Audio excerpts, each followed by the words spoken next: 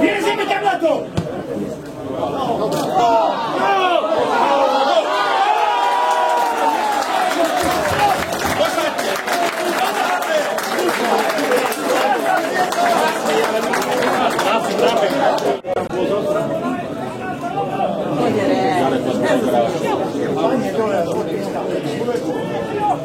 Roky! Roky!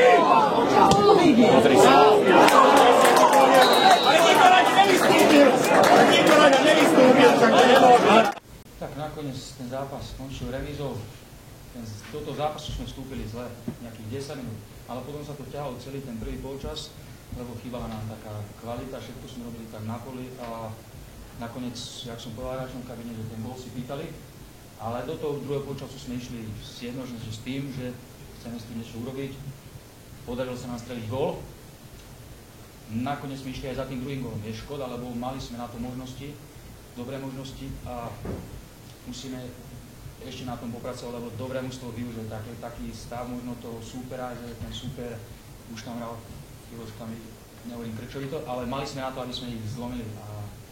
Ale my ten bod bereme, lebo sme v situácii, kde potrebujeme každý bod, takže sme spokojní. Mali tam protiútok, dajú na 0 aj po zápase, takže je to niekedy o momentoch, o koncentrácii a o týchto veciach. Potom tam išlo jasný strelec gólu. Dúfam, že to nebude naozaj pre neho koniec sezóny, lebo je po otrase mozgu, 5 týždňov nehral, mal zakázaný futbal a teraz dojde úder do hlavy, takže je to dosť zle, lebo naozaj mu hrozí, pánu Migrale mu hrozí možno aj koniec celkovej úplne sezóny.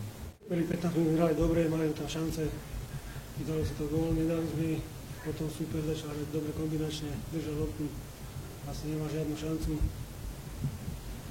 Do druhého počasu sme sa chceli, že stiahneme hrať na protiútoky, vyšla krásna streda, aj pekný gól a zase ten zápas sa začal znova, to bolo také hore-dole, takže myslím si, že je taká zaslúžná remíza. Lukáš hral dobre, dal gól, ale chcel som nejaký nový impuls, nových hráčov. Vlastne tam ešte prišiel aj Jakubiak, mohol to strelu rozhodnúť. Oni trafili mienky, ale my sme netrafili, mohli sme vyhrať ten zápas.